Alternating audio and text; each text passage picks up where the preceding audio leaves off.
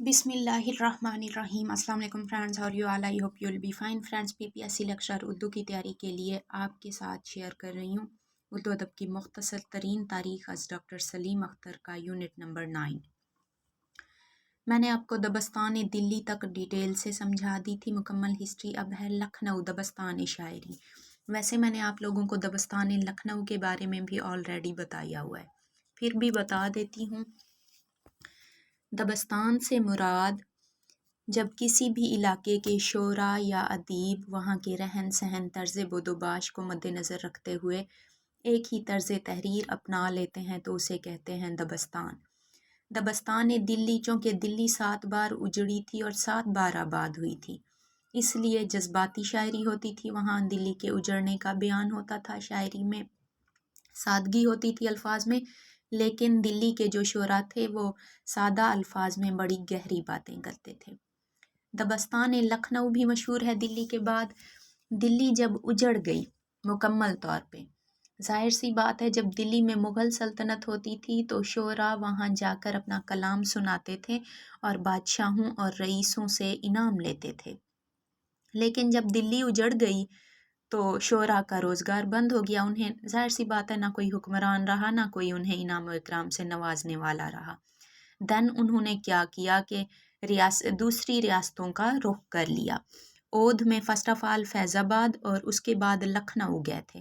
फैज़ाबाद में भी शोरा की मजालिस होती थी, रईसों की महफ़िलें होती थी, तो वहाँ कुछ शोरा ने रुख किया और मोस्टली ने लखनऊ का रुख कर लिया था। वहाँ लखनऊ में अय्याशी थी, हर किसी के पास पैसे की फरावानी थी और उन्हें कोई ऐसा दुख ही नहीं था जिसकी वजह से उनके दिल पे बीती हो और उनकी शायरी में जज्बात आया हों।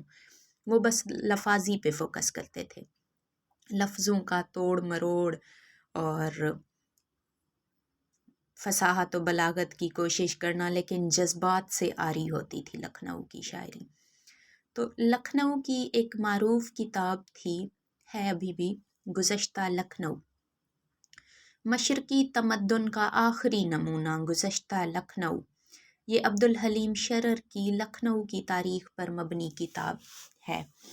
और अब्दुल हलीम शरर ये 1860 में लखनऊ में पैदा हुए थे और इनकी डेथ हुई थी 1960 में। मारूफ तारीख़ी नावल निगार भी हैं और इनकी मशरकी तमद्दुन का आखिरी नमूना गुज़श्ता लखनऊ भी लखनऊ की तारीख़ पर मबनी एक तसनीफ़ है। अगर इनकी बाकी मशहूर तसानीफ़ देखी जाएँ तो इनके मंजूम ड्रामे हैं मेवाए तलख, जो 1889 में शाये हुआ था, और एक और मंजूम ड्रामा है इनका शहीद वफ़ा, ये भी 1890 में। मेवा तलख एक साल पहले 1889 में शाये हुआ था और शहीद वफ़ा 1890 में शाये हुआ था। इनके नावल हैं फ़तह उंदलस, रुमतुल कुबरा, मलिक अब्दुल अज़ीज़ वर्जीना, हुस्ने अंजलीना, मंसूर मोहना और फिरदौसे बरी, ये इनके मशहूर नावल हैं। इसके अलावा इनके वालिद का नाम था तफज़्ज़ुल हुसैन। शरर ने दिलगुदाज रिसाले में पहली बार आज़ाद नज़म के नमूने पेश किए थे, इसलिए इन्हें आज़ाद नज़म का बानी भी कहा जाता है। और ओध अखबार से ये वाबस्ता थे। रिसाला महशर भी इन्होंने जारी किया था और रिसाला दिलगुदाज भी इन्होंने जारी किया था। इसके अलावा एक और रिसाला था पर्दा असमत, वो भी इन्होंने जारी किया था। शरर को उर्दू का वाल्टर स्कॉट कहा जाता है। वाल्टर स्कॉट मगरबी तारीख़ी नावल निगार थे और उन्हीं की वजह से अब्दुल हलीम शरर ने, चूँकि उर्दू में तारीख़ी नावल लिखे, इस वजह से उन्हें उर्दू का वाल्टर स्कॉट कहा जाता है। ये थे शरर से रिलेटेड मशहूर इम्पोर्टेंट क्वेश्चंस। और उनकी तसनीफ़ मशरकी तमद्दुन का आखिरी नमूना ये लखनऊ के जोग्राफ़िया और तारीख़ पर मबनी किताब है, जो 1974 में शाये हुई थी। आगे देखते हैं हम। तारीख़ी लिहाज से अगर जायज़ा लेने पर 1722 का सन बहुत अहमियत रखता है, क्योंकि اس سن میں سعادت علی خان 1840 سعادت علی خان کا 1798 اس کا سن پیدائش ہے اور 1814 اس کی ڈیتھ ڈیٹ ہے۔ تو سعادت علی خان کو اودھ کا صوبے دار نامزد کیا گیا تھا کب؟ 1722 میں۔ اس وقت دارالحکومت فیض آباد ہوتا تھا۔ اودھ سلطنت کا ریاست کا دارالحکومت فیض آباد ہوتا تھا، جو برہان الملک ابو منصور صفدر جنگ اور شجاع الدولہ کے عہد تک رہا، مگر آصف الدولہ نے 1775 میں اپنی رہائش کے لیے لکھنؤ کو ترجیح دی۔ اب دیکھیں مغل سلطنت تو ختم ہو گئی، اس کے بارے میں دلی جو اجڑی میں نے بتا دیا آلریڈی۔ اب لکھنؤ جو اودھ کی سلطنت تھی اس کا دارالحکومت ریاستیں ہوا کرتی تھیں ہر ملک میں، یعنی ہندوستان میں صرف ایک دارالحکومت نہیں تھا جیسے اب ہمارا مین دارالحکومت ہے اسلام آباد۔ صوبوں کے اگر دارالحکومت دیکھے جائیں تو بلوچستان کا کوئٹہ ہے اور سندھ کا کراچی ہے، اسی طرح سے پنجاب کا لاہور ہے، سو یوں ڈیفرنٹ ہو جاتے ہیں۔ سیم اسی طرح ہندوستان میں بھی تمام ریاستوں کے ڈیفرنٹ دارالحکومت ہوتے تھے۔ تو یہ فیض آباد پہلے دارالحکومت ہوتا تھا ریاست اودھ کا، اور شجاع الدولہ کے زمانے میں اور سعادت علی خان کے زمانے میں یہی دارالحکومت تھا، جبکہ آصف الدولہ نے جس کے میر تقی میر بھی درباری شاعر ہوئے تھے، آصف الدولہ نے لکھنؤ کو اپنا دارالحکومت بنا لیا تھا۔ جب آصف الدولہ کی حکومت آئی 1775 میں، غازی الدین حیدر اور نصیر الدین حیدر کے عہد میں لکھنؤ کا شباب تھا، یعنی لکھنؤ کی رونق عروج پر تھی، اور رونق اور گہما گہمی کے باعث واقع عروس البلاد کہلانے کا مستحق تھا، یعنی دلہن کی طرح خوبصورت۔ واجد علی شاہ لکھنؤ کا آخری بادشاہ تھا اور اردو ڈرامے کا بانی بھی تھا۔ اردو کا پہلا ڈرامہ رادھا کنیا واجد علی شاہ نے لکھا تھا۔ واجد علی شاہ کی ذات میں اس تمدن ہی کا خاتمہ نہ ہوا جسے لکھنوی سے موسوم کرتے ہیں، بلکہ خود لکھنؤ بھی 17 فیب 1856 کو انگریزی عمل داری میں آ گیا۔ 1857 کی جنگ آزادی میں مکمل طور پر ایسٹ انڈیا کمپنی کا کنٹرول آ گیا تھا، اور لکھنؤ کا 1757 میں تو دلی کا خاتمہ ہوا، اور 1857 میں مکمل طور پر لکھنؤ بھی ایسٹ انڈیا کمپنی کے قبضے میں آ گیا تھا۔ واجد علی شاہ لکھنؤ کا آخری بادشاہ تھا، جبکہ اردو کا پہلا ڈرامہ نگار تھا۔ واجد علی شاہ 13 مارچ 1856 کو معزول کر کے یعنی کہ قید کر کے لکھنؤ سے نکال دیے گئے اور مٹیا برج میں قید کر دیے گئے۔ لاسٹ لیکچر میں بھی میں نے یہ بتایا تھا اور پیپر میں بھی یہ کوسچن میں نے دیا ہوا تھا۔ واجد علی شاہ کی آپ بیتی نما مثنوی حزن اختر ہے، جو کہ 1880 میں شائع ہوئی کلکتہ سے، اور کلکتہ میں ایام اسیری کی صعوبتوں کا بخوبی اندازہ ہو جاتا ہے، یعنی کہ کلکتہ میں جب وہ قید ہوئے تھے واجد علی شاہ، تو قید کا حال ان کی اسی مثنوی حزن اختر میں موجود ہے۔ حزن اختر سو کیا ہوئی ہے تو مثنوی، لیکن ہے ان کی آپ بیتی۔ آپ بیتی سے مراد خود پر بیتی کہانی۔ خود پر بیتی کہانی کو انہوں نے منظوم شکل میں مثنوی کی شکل میں بیان کر دیا ہے۔ مثنوی سے مراد ایسی طویل منظوم کہانی، نظم کی شکل میں کہانی، جس کے ہر دوسرے مصرعے کا قافیہ اور ردیف مختلف ہو، یعنی کہ جیسے غزل میں ہوتا ہے پہلا اور دوسرا مصرع ہم قافیہ ہوتے ہیں، پھر ہر شعر کا دوسرا مصرع اسی پہلے اور دوسرے سے ہم قافیہ ہوتا ہے۔ مثنوی میں ایسا نہیں ہوتا، مثنوی میں ہر شعر مختلف ہوتا ہے، ہر شعر کا قافیہ اور ردیف مختلف ہوتا ہے۔ اچھا جی، اودھ کی حکومت 1720 میں سعادت خان برہان الملک سید محمد امین نیشا پوری کے ہاتھوں قائم ہوئی۔ اب اودھ کے بانی کون ہیں؟ سعادت خان برہان الملک۔ اور اس وقت اکبر آباد، لکھنؤ، بہرائچ، گورکھپور، اودھ اور خیر آباد اس ریاست میں شامل تھے۔ اگرچہ اسے مغل بادشاہ نے اس علاقے کا گورنر مقرر کیا تھا، کسے؟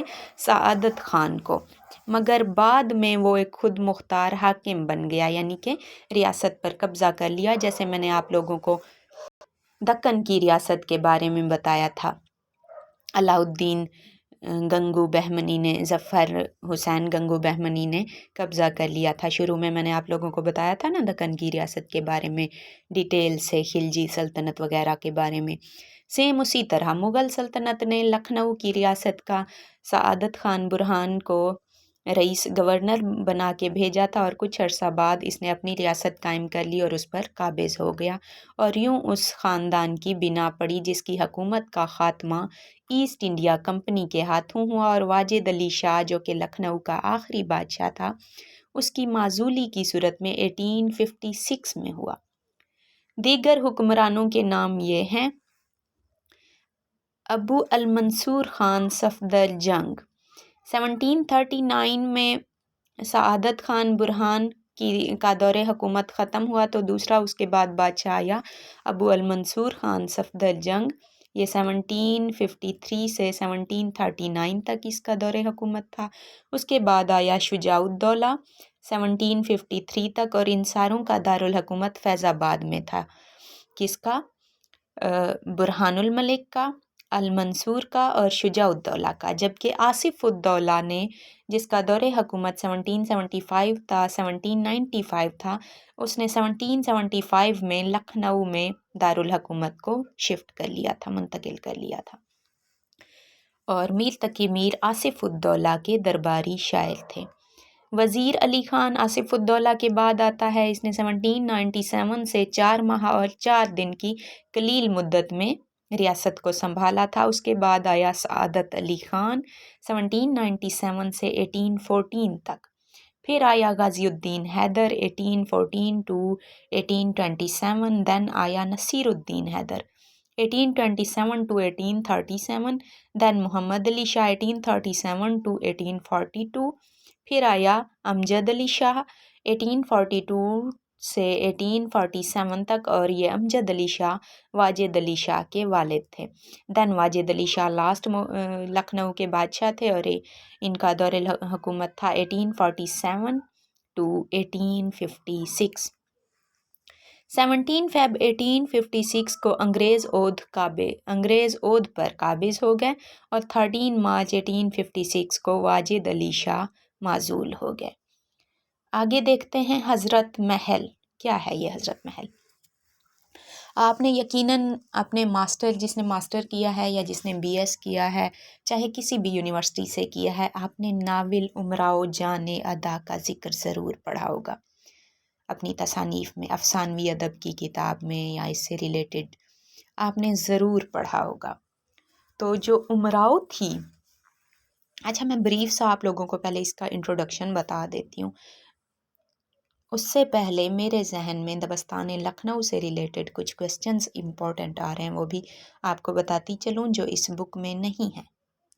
لکھنؤ کا پہلا امام باڑہ کب تعمیر ہوا تھا؟ آصف الدولہ کے زمانے میں، یعنی کہ دارالحکومت۔ اگر اس طرح سے پوچھ لیا جائے دین آپ لوگوں کو کنفیوژن نہ ہو۔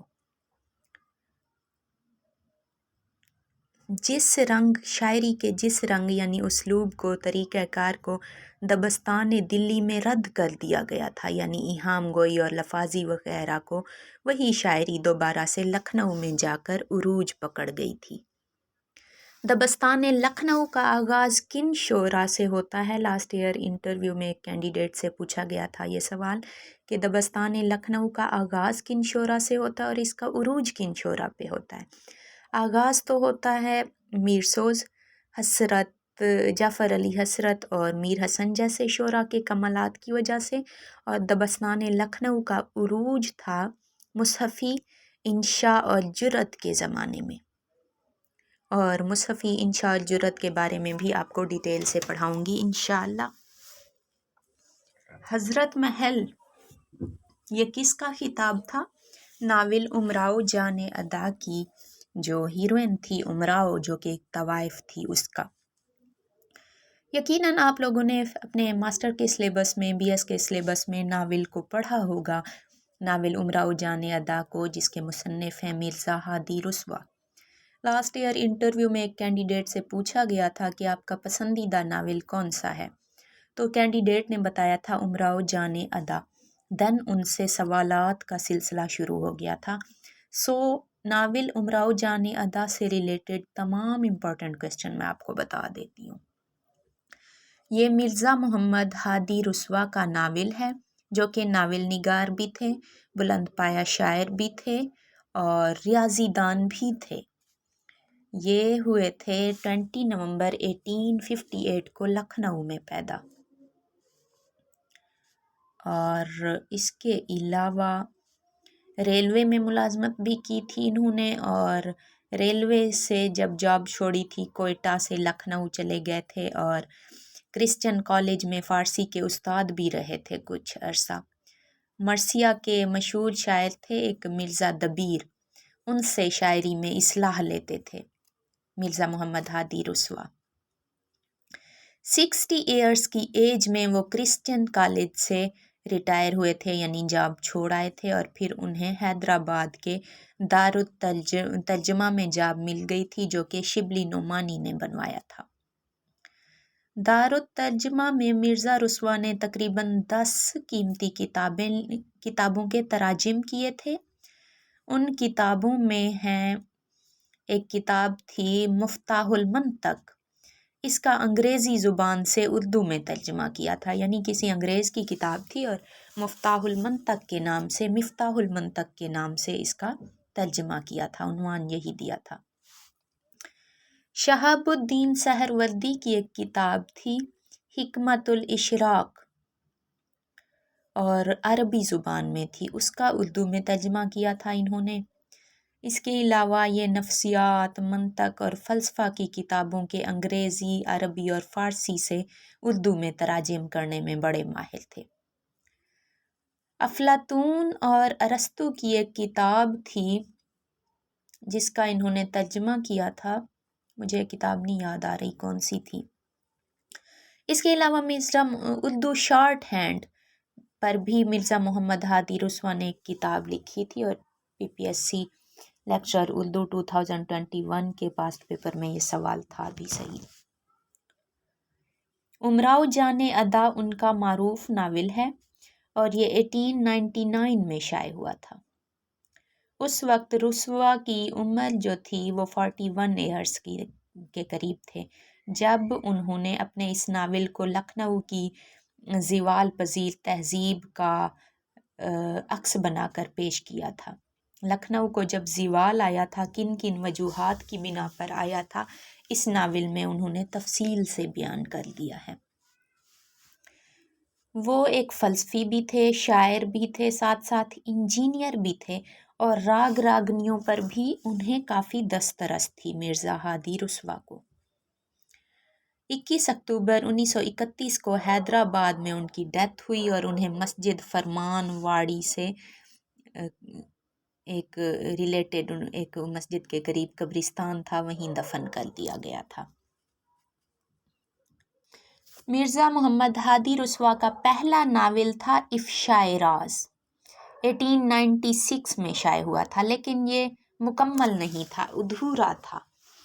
اس وجہ سے اردو کا پہلا مکمل ناول کہا جاتا ہے ناول امراؤ جان ادا کو، جو 1899 میں شائع ہوا تھا۔ افشائے راز اس سے 3 سال پہلے شائع ہوا، لیکن افشائے راز مکمل نہیں تھا، آدھا تھا۔ ناول کی ابتدا میں مرزا نے اپنا قلم رسوا لکھنوی لکھا تھا، لیکن بعد میں ناول بہت زیادہ جب مشہور ہو گیا رسالوں میں، تو انہوں نے اپنا نام چینج کر لیا تھا۔ اچھا جی، مرزا ہادی رسوا کا ناول امراؤ جان ادا ناول افشائے راز کی ترقی یافتہ شکل ہے۔ افشائے راز نامکمل تھا اور امراؤ جان ادا اس کی ترقی یافتہ شکل ہے۔ ناول افشائے راز ابتدائی شکل تھی نا، ابتدائی کاوش تھی۔ دونوں ناولوں کا جو موضوع تھا وہ لکھنؤ کی تہذیب اور اس کا زوال تھا۔ جس میں انہوں نے لکھنؤ کے شاہی زمانے کے مختلف کرداروں کا ذکر کر کے لکھنؤ کی زوال، عروج اور زوال کو اس ناول میں سمو دیا ہے ڈیٹیل سے۔ اچھا، ایک چیز ہمیشہ یاد رکھیے گا، یہ جو انڈر لائن کیے ہوئے ہیں ان کے نوٹس میں آپ لوگوں کو بھیج دیتی ہوں، لیکن یہ جو ایکسٹرا پڑھاتی ہوں تاکہ آپ لوگوں کی ساتھ ساتھ ٹیسٹ کے انٹرویو کی بھی اچھی تیاری ہو جائے، تو یہ جو ایکسٹرا پڑھاتی ہوں اس کو آپ نوٹ کرتے جائیں، انٹرویو میں پھر کام آئے گا، میں رہوں نہ رہوں آپ لوگوں کے نوٹس بن جانے چاہیے۔ دعا تو دیں گے آپ مجھے۔ اچھا جی، نیکسٹ دیکھتے ہیں ہم ناول امراؤ جان ادا کی جو ہیروئن تھی اس کا نام تھا امیرن، پھر اس کا نام چینج کیا تھا جس لیڈی نے اسے خریدا تھا، اس نے امراؤ جان ادا امراؤ رکھا تھا، پھر جب وہ کوٹھے پہ گئی تو پھر امراؤ جان بن گئی۔ اس ناول میں ویسے تو کہتے ہیں کہ کوئی ہیرو نہیں ہے، کینڈیڈیٹ سے یہ بھی پوچھا گیا تھا کہ کیا ناول میں کوئی ہیرو ہے، مرکزی ہیرو تو کوئی نہیں ہے، لیکن کہیں کہیں ایسا لگتا ہے کہ رسوا خود ہیرو ہے، مرزا رسوا، کیونکہ وہ پورے ناول میں اپنی اپنی مطلب جہاں جہاں ضرورت ہوتی ہے وہاں وہاں اس کا کردار عیاں ہو جاتا ہے، لیکن مکمل طور پہ نہیں کہا جا سکتا کہ وہ ناول کا ہیرو ہے، کیونکہ وہ چلمن سے لگا بیٹھا ہوتا ہے ہر وقت، کوئی اس کا جاندار کردار نہیں ہے۔ ناول کے مشہور کرداروں میں امراؤ جان ادا، مرزا ہادی رسوا، بسم اللہ جان، خورشید جان، گوہر مرزا، نواب چبھن کا کردار، نواب سلطان، نواب مرزا خانم کا کردار، راشد علی، فیض علی اور فیضو جو کہ ڈاکو تھا، اور مولوی صاحب، بوا حسینی، نواب جعفر علی خان، اکبر علی، کانپور کے مولوی، اس طرح مختلف کردار ہیں اس ناول میں۔ اب آگے دیکھتے ہیں لکھنؤ کی ایک ڈیرہ دار طوائف کے ہاں جس کا نام امراؤ تھا، اس کی شادی ہو جاتی ہے واجد علی شاہ سے، اور وہ واجد علی شاہ کے پری خانہ لے گئی اور یوں وہ امراؤ سے مہک پری بن گئی۔ واجد علی شاہ کے جب وہ نکاح میں آئی اور ان کو بیٹا ہوا تو بیٹے کا نام رکھا گیا برجیس قدر، اور پھر وہ حضرت محل کے خطاب سے نوازی گئی۔ حضرت محل اور ان کے اتحادیوں کو شکست ہوئی اور حضرت محل شہزادہ اور جانثاروں کے ساتھ نیپال فرار ہو گئی تھی جب لکھنؤ اجڑ گیا تھا۔ نواب محمد خان کو کالے پانی بھیج دیا گیا تھا اور نانا راؤ نیپال بھاگ گیا تھا۔ فیروز شاہ بھی ملک سے فرار ہو گیا تھا اور افواہوں کے بموجب روس جا پہنچا تھا۔ یہ سارے باقی امپورٹنٹ نہیں ہیں، سو ان کو اگنور کر دیں۔ اچھا جی،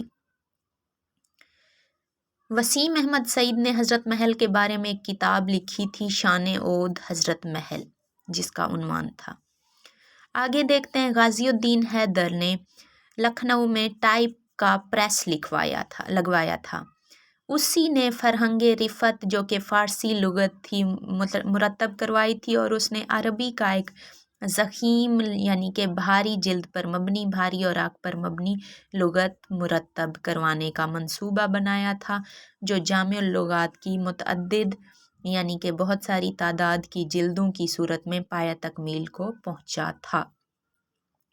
آگے دیکھتے ہیں اودھ کے حکمرانوں کو جو عیش پرستی ضرب المثل کی حیثیت اختیار کر چکی تھی، یعنی کہ ان کی عیاشیوں کو لوگ اس طرح مثالوں میں بیان کرتے تھے کہ وہ ضرب المثل بن گئی تھی۔ اس کا باضابطہ یعنی آغاز باقاعدہ طور پر بادشاہ لکھنؤ کے بادشاہ شجاع الدولہ سے ہوتا ہے، اودھ ریاست کے بادشاہ شجاع الدولہ سے ہوتا ہے۔ ملک کافی خوشحال تھا، خزانہ بے بہا تھا، اور انتظام و انصرام کے لیے انگریز حاضر تھے۔ انگریز تو شروع میں چاپلوسی کرتے تھے، خوش آمدیں کرتے تھے، سارے انتظام دیکھتے تھے، آہستہ آہستہ انہوں نے ان کے بھید جانے، ان کی مسلمان حکمرانوں کی عیاشیاں اور غفلت دیکھ کر انہوں نے کیا کیا تھا، انگریزوں نے حملہ کر دیا تھا اور چھین لیا تھا ملک۔ جب انہوں نے دیکھا یہ غفلت کی نیند سوئے ہوئے ہیں، انہیں اپنے ملک کی عیاشی میں ہے، تو انہوں نے سازش کی انگریزوں نے، اس لیے وہ توانائی جو جہانگیری و جہاں بازی کے لیے وقف ہو سکتی تھی، یعنی بادشاہوں کی شان و شوکت تھی، جو شاہ شاہد بازیوں یعنی لکھنؤ بازیوں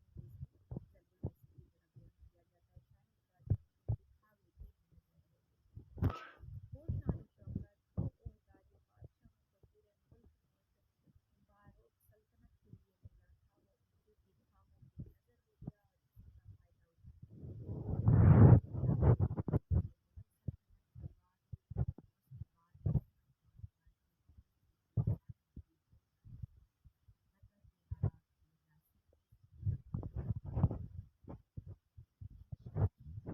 ملک میں بارو سلطنت کے لیے ملا تھا وہ اردو کی دھاموں کی نظر ہو گیا اور اسی کا فائدہ عورتوں پہ شاعری کرتے تھے، عورتوں کی محفلوں میں جاتے تھے، موسیقی گانے بجانے والیاں ان بادشاہوں رئیسوں کے درباروں میں رہتی تھیں ہر وقت، تو مطلب عورتوں کی خود بھی لک اپنا لیتے تھے بادشاہ، عورتوں جیسے لباس پہننا۔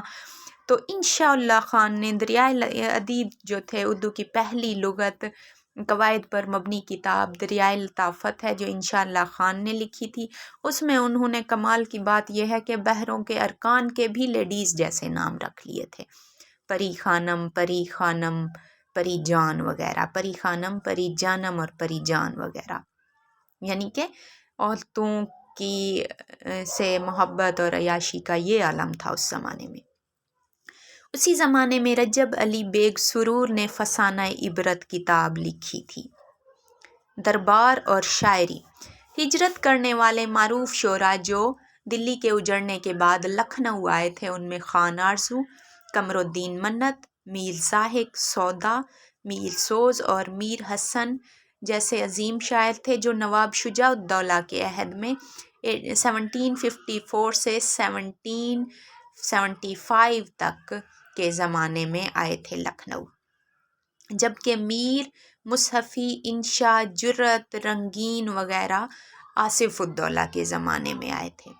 میر اور سودا تو پختہ طبع تھے، اس لیے لکھنؤ آ کر بھی انہوں نے اپنی شاعرانہ وضع نہ بدلی، یعنی کہ دبستان دلی کا انداز نہیں بدلا تھا، لیکن انشا، جرأت اور رنگین نے حالات کو مد نظر رکھتے ہوئے لکھنؤ کا رنگ شاعری اپنا لیا تھا۔ مصحفی کا مزاج اور انداز سخن تو اور ہی تھا، لیکن انشا سے مقابلے کی بنا پر انہوں نے لکھنوی رنگ کو اپنایا تھا۔ بیسکلی ان کا جو انداز تھا وہ دبستان دلی والا تھا، سادہ اور جذبات سے بھرپور، لیکن انشا چونکہ لکھنؤ کے درباری شاعر تھے اور انشا اور مصحفی کے آپس میں مقابلے ہوتے تھے دربار میں، مصحفی کو ہرانے کے لیے انہوں نے لکھنؤ کے انداز کو مجبوراً اپنایا تھا۔ کس نے؟ مصحفی نے۔ نیکسٹ دیکھتے ہیں ہم المختصر۔ دلی کی غزل دل کی زبان اور روح کی ترجمان تھی، بلکہ لکھنؤ میں وہ جسم کی پکار اور جنس کا کوائف نامہ ہے۔ اگر آپ سے پوچھا جائے دلی اور لکھنؤ کی غزل میں کیا فرق ہے، شاعری میں کیا فرق ہے، دین یہی لائن بہت خوبصورت جواب ہوگی انٹرویو میں آپ کے لیے۔ آئی ہوپ اچھے سے سمجھ آ گیا ہوگا۔ نیکسٹ ہم انشاءاللہ واجد علی شاہ سے شروع کریں گے اور ڈیٹیل سے آپ لوگوں کو سمجھاؤں گی۔ مجھے اپنی دعاؤں میں یاد رکھیے گا۔ اللہ تعالیٰ آپ سب کو سلامت رکھے، کامیاب کرے، آمین۔ ٹیک کیئر، اللہ حافظ۔